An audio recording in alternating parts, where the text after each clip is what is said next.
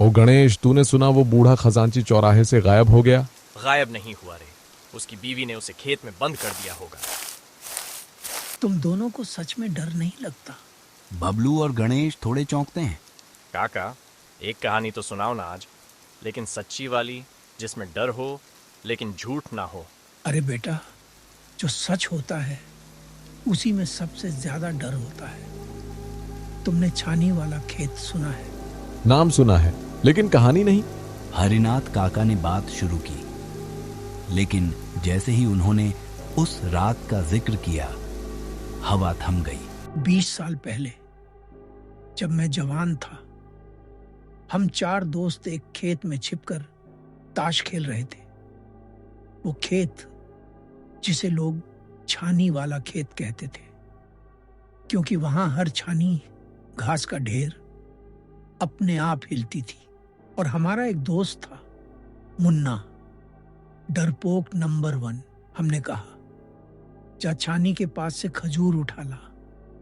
अब वो जैसे ही गया, छानी हिली और मुन्ना उल्टी भागा। ऐसा भागा जैसे बीवी बेलन लेकर पीछे हो।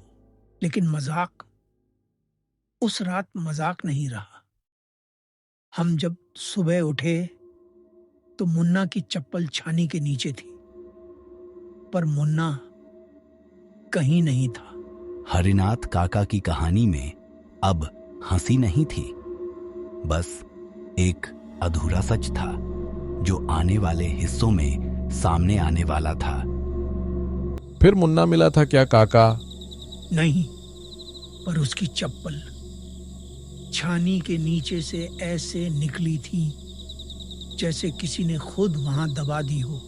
लेकिन काका, छानी तो बस सूखी घास होती है, उसमें कोई कैसे? हमने भी यही सोचा, लेकिन तब पंडित सियाराम आए थे, गांव के सबसे बुजुर्ग आदमी। वो बोले, ये तीसरी बार है, अब खेत बंद कर दो।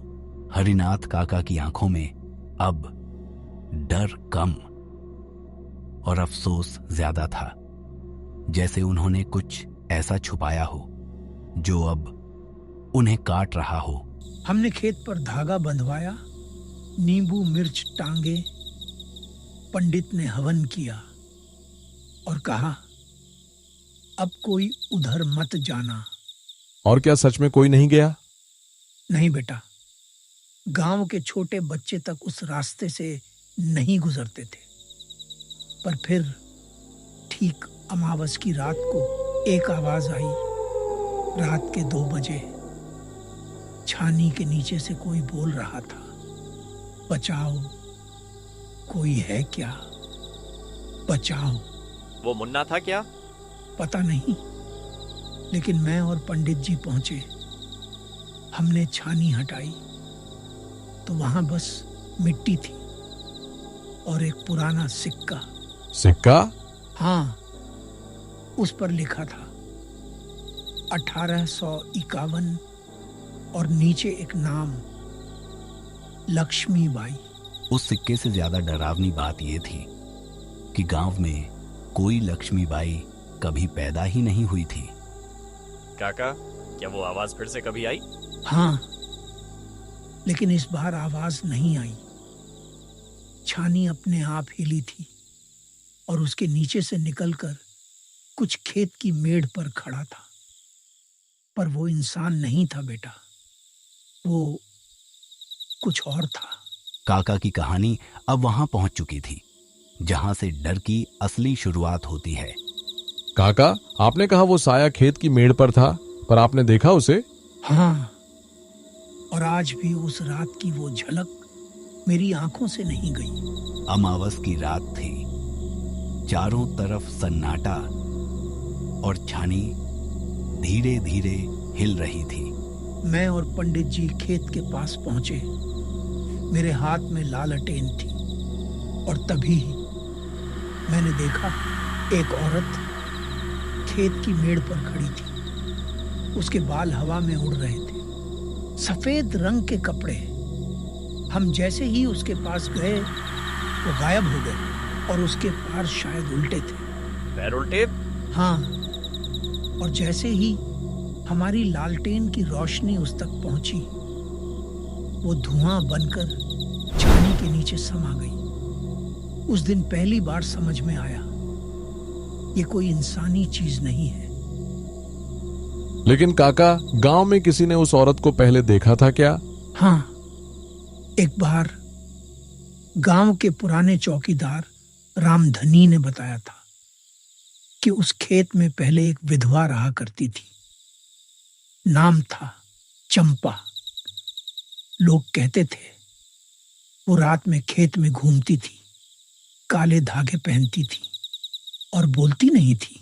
गांव में कोई उससे बात नहीं करता था और एक दिन वो ऐसे ही गायब हो गई। काका, कहीं छंपा ही तो नहीं जो? नहीं बेटा, सिर्फ वही नहीं। अब लगता है जैसे वो खेत सब कुछ अपने अंदर समेट चुका है। मुन्ना, चंपा और अब कोई और। मतलब कोई और भी गया उस खेत में? हाँ बेटा, गांव का एक और आदमी जिसे तुम दोनों हर दिन दुकान पर देखते हो, लेकिन असल में वो पिछले साल ही खेत में गया था और आज तक वो वैसा नहीं रहा। हरिनाथ काका ने अब एक ऐसा राज खोला जो गांव के किसी आम आदमी से जुड़ा था, जिसे सब रोज देखते थे, लेकिन असल में वो कोई और बन चुका था। काका, वो आदमी कौन है जो खेत में गया था और अब बदल चुका है? रघुनाथ, जो हर दिन यहीं बीड़ी पीने आता है, जिसकी आंखें अब लाल रहने लगी हैं और जो अब बिना किसी आवाज के चलता है। रघु चाचा, 1 साल पहले रघुनाथ खेत की मेड़ से गुजरा था और तभी उसने एक आवाज सुनी, रुक जा, लौट मत, तूने मुझे देखा है, अब तुझे जाना होगा। वो खेत इंसानों को मारता नहीं, उन्हें अपने जैसा बना लेता है और रघु अब उनमें से एक है। वो आया, लेकिन उसकी आंखें किसी और की लग रही थीं, जैसे उसका शरीर हो लेकिन रूह नहीं। बबलू, गणेश, चलो यहां से, अब ये जगह सुरक्षित नहीं है। इतनी जल्दी क्यों जा रहे हो? कहानी तो अभी शुरू हुई है। काका अब जान चुके थे, वो खेत कभी किसी को पूरी तरह छोड़ता नहीं और कहानी तब तक नहीं रुकती जब तक अगला किरदार न मिल जाए। मैंने आज ये कहानी इसलिए सुनाई क्योंकि अब मेरी उम्र हो चली है और शायद अगली अमावस को मेरी बारी हो। कहानी खत्म हुई या कोई नया किरदार जुड़ गया, ये कोई नहीं जानता, पर गांव में आज भी वो छानी धीरे धीरे हिलती रहती है, जैसे किसी का इंतजार कर रही हो। अगर आपको कहानी अच्छी लगी हो तो चैनल को सब्सक्राइब और वीडियो को लाइक करें और कमेंट में बताएं आप वीडियो कहां से देख रहे हैं।